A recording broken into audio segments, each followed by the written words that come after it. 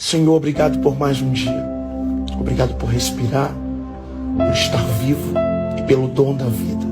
Enquanto muitos desejaram acordar, o Senhor me concedeu mais uma vez esse privilégio de estar de pé e seguir em direção aos meus sonhos. Senhor, vai na minha frente, seja o meu escudo, a minha proteção, o meu socorro bem presente na hora da angústia. Quebra todas as barreiras, as armadilhas do inimigo e me faz chegar no lugar do meu propósito. Que nada venha abalar a minha fé. Eu continue acreditando nas suas promessas e seguindo em direção a ela. Abre a minha visão para que eu possa enxergar os lugares que eu preciso permanecer, os lugares que eu preciso sair.